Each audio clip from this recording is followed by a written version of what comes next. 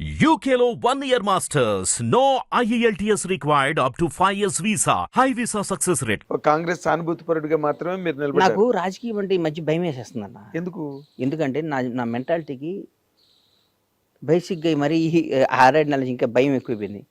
దీని అమ్మ రాజకీయం అనిపిస్తుంది ఒక్కోసారి. ఏం చేత? ఎందుకు అసలు అంటే అన్నయ్య కరెక్ట్గా కష్టపడ్డాడు గుర్తింపు ఉండదో. ఇక్కడ రాజకీయాన్ని డబ్బు డామినేట్ చేస్తుందన్న. ఓ ఒకప్పుడు విలువలతో ఎట్లా అబ్బా వాడు పనిచేశాడు. ఒకరోజు నా ప్రత్యక్ష సాక్షి, నేను ప్రత్యక్ష సాక్షిని బాయ్ భలే గుర్తొచ్చింది నాకు.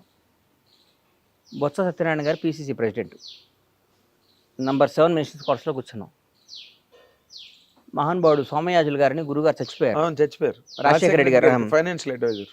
బొత్సన్న, నేను, సోమయాజులు గారు, వట్టి వసంత కుమారు ఎవరో అందరం కూర్చొని ఉన్నాం. కూర్చొని ఒక ఆయన ఉంటే ఒక రాజ్యసభ సీటు ఎవరికి ఇవ్వాలి అనుకుంటున్నారు. ఎవరికి ఇవ్వాలి అనుకుంటుంటే 4-5 పేర్లు వచ్చినాయి. పొద్దు వాడు ఆంధ్ర నుంచి ఆయనకి ఇచ్చాం, రాయలసీమ నుంచి ఆయనకి ఇచ్చాం, ఇక్కడ ఉన్నాను. ఎవరైనా ఈ తెలంగాణ ప్రాంతం నుంచి మంచి బీసీ వాడికి ఇవ్వాలంటే ఒక పెద్ద పేర్లు, ఆ డబ్బు ఉన్నాడు పేరు, ఈ డబ్బు ఉన్నాడు పేరు వచ్చింది. ప్రత్యక్ష సాక్షిని ఒక రాజకీయం గురించి చెప్తే కొద్దిసేపు పాపం ఆయన ఆలోచించి ఫోన్ చేసి గాంధీ భవన్కి ఫోన్ చేశాడు. రేబాల భాస్కరో ఎవరు ఒక ఆయన ఉన్నాడు, వరంగల్. ఆయన తర్వాత ఒక భాస్కర్ ఏదో సంథింగ్ పేరు ఒక ఆయన ఉంది. ఆయన గాంధీ భవన్లో చిన్న పని చేస్తుండేవాడు ఆఫీస్లో. మరి ఆయన అర్జెంటుగా నా అప్లికేషన్ నింపమని చెప్పన్నాడు. నేను పక్కన షాక్ అయ్యాను. ఆయనకి ఏంటన్నాయి అంటే 30 ఏళ్ళ నుంచి పార్టీ ఆఫీసులో నమ్ముకొని పనిచేస్తున్నాడు, ఆయనకి ఇవ్వకూడదా అని ఆయనకి రాజ్యసభ ఇచ్చాడండి. ఆయనకి రాజ్యసభ ఇచ్చాడు. ఆయన వరంగల్ ప్రాంతం, ఆయన పేరు మర్చిపోయి భాస్కర్ ఏదో ఉందా ఆయన చెక్ చేసుకొని అది రాజకీయం. ఇప్పుడు 100 కోట్లు ఇస్తాడా, 200 కోట్లు ఇస్తాడా, వీడికి ఫార్మా కంపెనీ ఉందా? మరి ఇప్పుడు ఉన్నది మీ కాంగ్రెస్ ఏనండి, ఇప్పుడు కాదు, ఇప్పుడు మా కాంగ్రెస్ పార్టీ గురించి, గత రాజకీయాల గురించి చెప్తున్నా. ప్రస్తుత మా పార్టీ గురించి అట్లా వీడికి గ్రనైట్ ఫ్యాక్టరీ ఉందా, వీడికి ఫార్మా ఉందా, వీడు 800 కోట్లు ఇస్తాడు, ఈ డబ్బులకి ఇది అమ్ముదాం, అట్లా ఆలోచిస్తున్నారు.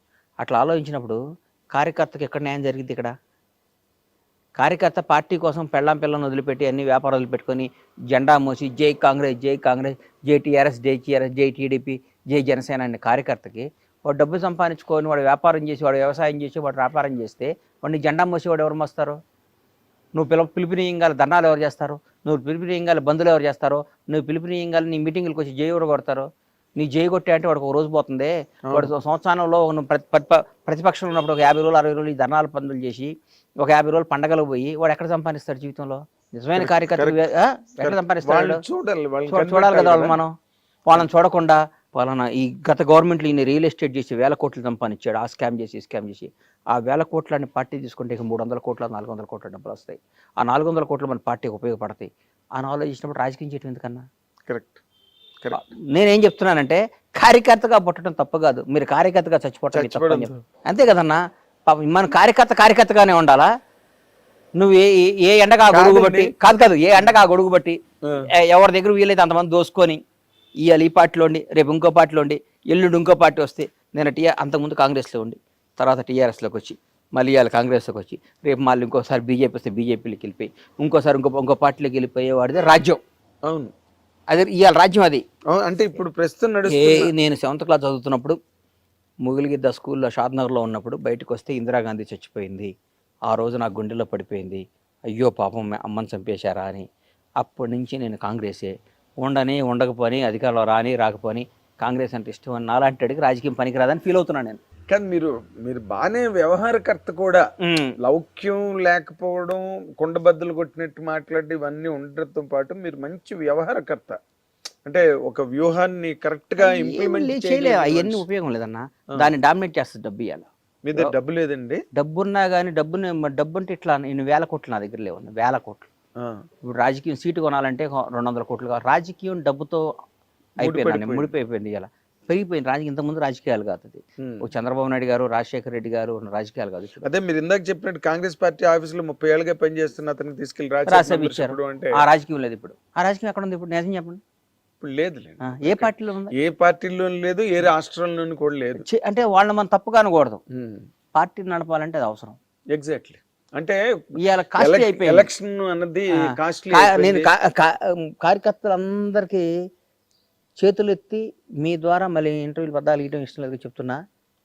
కార్యకర్త వాడిచ్చే 500 కోసం 1000 కోసం దానికోసం కాదు, పార్టీ కోసం పనిచేసిన కార్యకర్తలు అందరూ నాయకులు అవ్వాలి. నాయకులందరికీ పదవరాలను కోరుకునే బలమైన కార్యకర్త నేను. చాలా గ్రేట్, చాలా గ్రేట్. అంతే కదా పాపం. ఇలాంటి ఆలోచనలు ఎవరికి ఉంటాయి?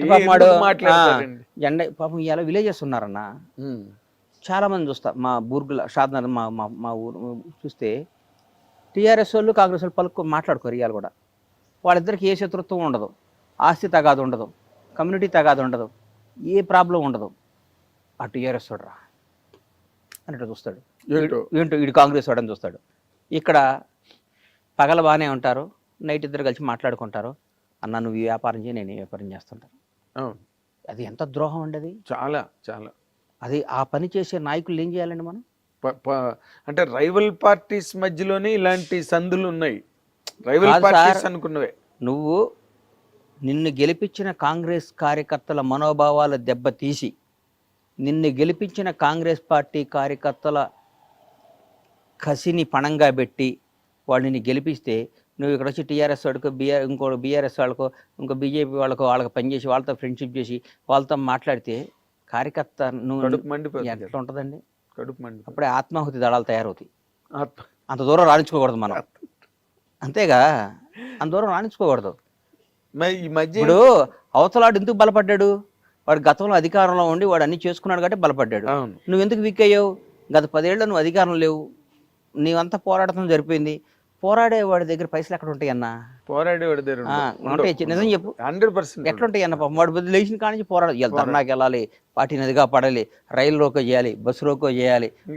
వాడు గవగా తెల్ల బట్టలు ఇస్త్రీ చేసుకొని నీట్గా వేసుకొని కాంగ్రెస్ కండవా కప్పుకొని పరిగెత్తుకుంటే జెండా కప్పుకొని అరిచే వాడి దగ్గర డబ్బు ఎక్కడ వస్తాయి? న్యాయం కదా, ధర్మం, ఏదైనా ధర్మం మాట్లాడాలి, న్యాయం మాట్లాడాలి. నువ్వు వాళ్ళు ఇంకా వాళ్ళు అట్టే మోస్తారులే ఏంటి అంటే ఎట్లా? అంటే ఇప్పుడు మీరు మాట్లాడుతున్న మాటల ద్వారా మీకు ఎక్కడో ఒక రకమైన అసంతృప్తి అస్సలు లేదు. నాకు అసంతృప్తి అనేది నా బ్లడ్లోనే ఉండదు, నా బ్లడ్లోనే ఉండదు అసంతృప్తి. నాకేం అసంతృప్తి అన్న? నాకేమన్నా కావాలంటే లాక్కొచ్చుకుంటా పోయి. నేను సారీ, డోంట్ మిస్అండర్స్టాండ్ మీ గణేష్ గారు. అసంతృప్తి అన్నది మీకేదో కావాలి, నాకు అస్సలు మీకు దొరకట్లేదన్న యాంగిల్ కాదు నేను అంటున్నాను. నేను కార్యకర్తలందరికీ న్యాయం చేయండి నాయన. జరగట్లేదా? అరే జరుగుతుందో జరగట్లేదో నాకు నా మనసుకు వచ్చి చెప్తున్నా. జరిగితే హ్యాపీ, జరిగితే ఫస్ట్ సంతోషపడేది నేను.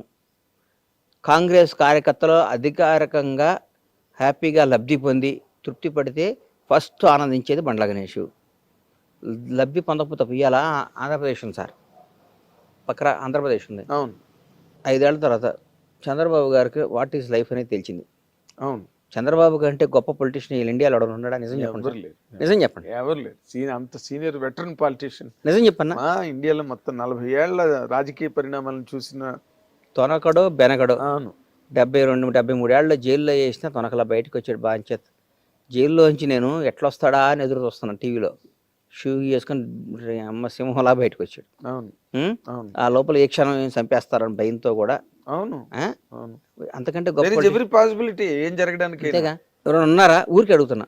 మళ్ళీ నువ్వు ఆ గణేష్ మీ సామాజిక వర్గం నీకు అని అట్లా అనుకోకు. అలా ఎందుకు అనుకుంటా చెప్తున్నా, చెప్పినట్టు మీ సామాజిక వర్గం వాళ్ళు ఒకళ్ళు ఓటేసారు. బాగా చెప్పావు, అందుకని నాకు ఆ పార్టీ కాదు, నేను కాంగ్రెస్ పార్టీ వాడిని చెప్తున్నా. ఆయన ఈసారి వచ్చినాక గత ప్రభుత్వంలో ఉన్న ఆఫీసర్ల దగ్గర నుంచి పనిచేసిన కార్యకర్తల దగ్గర నుంచి ఎంత బాగా చేస్తున్నాడండి అసలు. వేరే లెవెల్, నెక్స్ట్ ఇట్లాంటి ఎంత బాగా చేస్తున్నాడు పని. అవును. బికాస్ ఆఫ్ అందరూ అంటున్నారు మీ సార్ కాదు, చంద్రబాబు గారు కాదు, లోకేష్ కూడా అంటున్నారు. ఏదో ఒకటి వాళ్ళ టీమేగా, మొత్తం టీం. ఇందాక అన్నట్టుగా పేరు చంద్రబాబు నాయుడు గారిదే కదా, వాళ్ళు మంచి సలహా మంచి ఫట ఫట ఫట ఫట చైర్మన్ వేసేసుకున్నాడు. ఫట ఫట ఫట ఫట మన ఆఫీసులు అందరూ మర్చిచాడు. ఫట ఫట ఫట గత ప్రభుత్వం చేసిన తప్పులందరినీ ఎత్తి చూపే వాళ్ళందరినీ విక్టిమ్ చేసి పారేసాడు. అక్కడ తిరుపతి అన్నది ఒక్కసారి విక్టిమ్ చేసాడు. అవును, విక్టిమ్ చేశారు. అంటే వణుకు అనేది ఏంటో చూపించాడు వాళ్ళకి. బాబు మనం ధర్మంతోనే నడవాలి, మన ఆఫీసులో మన పని మనం చేయాలి, తప్పు చేయకూడదు, ఒకటి చెప్తే వినకూడదు అని చేశాడు. మేము ఎక్కడ చేస్తున్నాం? మేము చేస్తున్నాం ఇక్కడ లేదు. గత ప్రభుత్వం చేసిన వాళ్ళ ఆఫీసుల దగ్గర పని చేస్తున్నాంగా.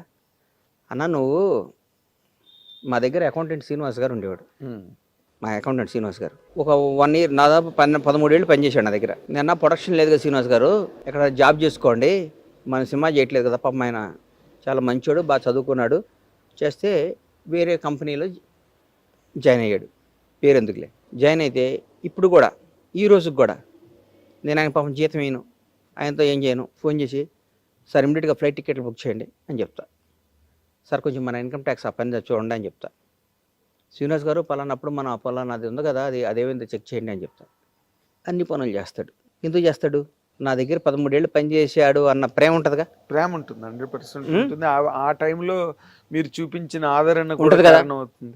ఇప్పుడు కూడా సేమ్ అంతేగా. ఆఫీసర్లు ఉన్నారు, 10 ఏళ్ళు టీఆర్ఎస్ బీఆర్ఎస్ గవర్నమెంట్లో పనిచేశారు. ఆ మంత్రి మాజీ మంత్రి ఉండొచ్చు, ఫోన్ చేసి నాగేంద్ర కుమార్ గారు పలానా బండ్ల గణేష్ని పంపిస్తున్నా, కొద్దిగా వీలైతే హెల్ప్ చేయండి అంటే నువ్వు చేస్తావు చేయవన్నా? చేస్తారు. అది రాకూడదు అంట నేను. అది ఎట్లా జరుగుద్ది? మరి దానిలోని మీరు అది ఎట్లా జరుగుద్ది? జరగకూడదు, జరగకూడదు. మాకు జరగాలి, కాంగ్రెస్ కార్యకర్తలు జరగాలి, కాంగ్రెస్ పార్టీ వాళ్ళకి జరగాలి. ప్రతి ఒక్క లబ్ధి మంచి చెడు కాంగ్రెస్ కార్యకర్తలకే జరగాలని కోరుకుంటాను నేను. అవును, 10 ఏళ్ళు పోరాటం చేశారు కదా మీరు. మాకు జరగకుండా నువ్వు వాళ్ళ ఆఫీసర్లు తప్పే ఉంది, ఆఫీసర్లు తప్పే ఉంది సార్. నువ్వు ఆఫీసర్కి నువ్వు గతంలో ఆ పదవిని ఉంచకూడదు. నువ్వు ఇప్పుడు చంద్రబాబు నాయుడు గారు ఎలాగైతే ప్రక్షాళన ఉండాలి, ఉండకూడదు. ఎందుకు వాళ్ళు లేకపోతే ఎవరో చేయలేరండి అని ఒక ఆయన. పొరపాటున ఆయన చచ్చిపోతే రాష్ట్రం ఆగిపోయిద్దా? ఎలా అయిపోద్ది? రాజశేఖర రెడ్డి గారు లాంటి మహానుభావుడు చనిపోతేనే రాష్ట్రం ఆగలే. ఆంధ్ర తెలంగాణ విడిపోద్ది అనుకున్నారా? విడిపోతే 2 రాష్ట్రాలు లేవు, ఎవడు పోనాడు చేసుకోవట్లే. రేపు ఇంకో 5 ముక్కలైనా ఎవడు చేయడు. ఎందుకు మరి? కేసీఆర్ పుట్టినవాడు చచ్చిపోక తప్పదు, చచ్చిపోయినాడు మళ్ళీ పుట్టక తప్పదు. ధర్మవుతున్నావు. ఇప్పుడు కేసీఆర్ గారు నువ్వు బతకటం అనేది ఎట్లా బతుతావు నువ్వు? ఇప్పుడు ఒకటి ఉన్నావన్నా, నువ్వు ఇలా జర్నలిస్ట్గా ఉన్నావు, జర్నలిస్ట్ మానేస్తే ఒక దగ్గర పిఎస్గా ఉంటావు, ఇంకో దగ్గర ఆఫీస్లో పనిచేస్తావు. కానీ నేను జర్నలిస్ట్గా మానేశాను కాబట్టి బతకను ఆత్మహత్య చేసుకుంటావు. ఎవరు చేసుకుంటావు? గుర్తుపెట్టుకో, ఒక్క రోజు బాధపడతావు, 2 రోజులు పని చేసుకుంటావు. అవును, ఒక్క రోజు కూడా బాధపడు, ఇంకో పని చేసుకుంటా. అంతేగాని నేను అంటున్నది అది. మరి ఎందుకు మీకు కాంగ్రెస్ పార్టీకి సంబంధించి ఆ రకమైన సమూలకమైన మార్పులు ఎందుకు రావట్లేదు? దాని మీద ఎందుకు కాన్సన్ట్రేషన్ జరగట్లేదండి? చేస్తారేమో పెద్దలు, ఇప్పుడిప్పుడే బయటకు చేస్తారేమో, మరి అది నాకు అర్థం కావట్లేదు. అది వాళ్ళ ఇష్టం. వాళ్ళ ఇష్టం. ఇప్పుడు అన్న మంచి అమ్మాయిని ఇచ్చి కాపురం చేయమని ఇచ్చారు. 10 ఏళ్ళు దగాపడ్డ ఈ రాష్ట్రాన్ని అన్ని అయిపోయిన వాళ్ళకి అరే అద్భుతంగా చేయండి అని మన చేతికి ఇచ్చారు. బాగా చేసామనుకో సంసారం కంటిన్యూ అవుద్ది. మనం కాపురం సరిగ్గా చేయలేదు అనుకో మన పెళ్ళాం మనం వదిలిపెట్టి వెళ్ళిపోతాం. అధికారం కూడా అంతే అన్న, అంతేగా. దివ్యధర పెద్ద మాస్టర్ సైన్స్ ఏముంది? మనం బాగా చేస్తే ఇంకో 5 ఏళ్ళు వేస్తారు, ఇంకా అద్భుతంగా చేస్తే ఇంకో 5 ఏళ్ళు వేస్తారు, చేయలేదనుకో 5 ఏళ్ళకి పంపించేస్తారు. 5 ఏళ్ళ వరకు ఆగుతుందంటారా? 5 ఏళ్ళు రేవంత్ రెడ్డి అనేవాడు ముఖ్యమంత్రి, దాంట్లో డౌట్ లేదు. అంతేనా? అంటే మధ్య వినిపించే మాటలు మిడ్ టర్మ్ వస్తుంది, కేసీఆర్ మళ్ళీ గవర్నమెంట్ లోకి వచ్చే ఏంటన్నా వచ్చేది? 5 సంవత్సరాల దాకా ఎలక్షన్ రాదు, 5 ఏళ్ల దాకా రేవంత్ రెడ్డి గారు ముఖ్యమంత్రిగా ఉంటాడు. తర్వాత ఎలక్షన్ మేము బాగా చేస్తే మళ్ళీ మా కోర్టు వేస్తారు, బాగా చెబితే ఓడిపోతాం. అది ఈ దిశగా నడుస్తున్నాయా? పావులు కదులుతున్నాయా? పావులు అంటే బాగా జరుగుతుంది. ఒక నిర్ణయం చాలన్నా రాజకీయం మళ్ళీ ఇంకోసారి రావడానికి, ఒక నిర్ణయం చాలు ఓడిపోవటానికి. అవును, చంద్రబాబు నాయుడు గారు అధికారంలో రావడానికి రాజమండ్రి ఒకే నిర్ణయం, పవన్ కళ్యాణ్ గారు జైల్లోకి వెళ్ళి రావటం, ఎలక్షన్ అయిపోయింది. క్లోజ్. ఆ రోజు గెలిచారు, ఆ రోజు నిజం చెప్పు. పవన్ కళ్యాణ్ అనేవాడు ల్యాండ్ అవటము అయిపోయింది, చంద్రబాబు గారు చేయబట్టుకోవటం, ఇద్దరు నాటి రావటం, ఆ రోజు ఎలక్షన్ అయిపోయింది అని చెప్పి నేనే చెప్పాను. నాకు గుర్తు. వాస్తవం ఏదైనా అంతే. నేను హర్యానా ఉంది, లక్షల మంది కాంగ్రెస్ వస్తుంది అన్నారు, నేను కూడా నమ్మే బలంగా కాంగ్రెస్ వస్తుంది, ఓడిపోలే. మనం ఒక్క జీవితంలో మంచి చెడుకు ఒకే నిర్ణయం అన్నా. ఇప్పుడు నేను అడుగుతున్న దాన్ని మీకున్న విశ్లేషణాత్మకమైన శక్తిని ఆధారపడి నేను చెప్తున్నా. ఇప్పుడు ఈ హైడ్రా అన్నది ఏమి మైనస్ అవ్వదుగా మీకు? హైడ్రా మంచి పని అన్న, ఒకటి గుర్తుపెట్టుకున్నా, హైడ్రా చాలా మంచి పని చెప్పంటావా?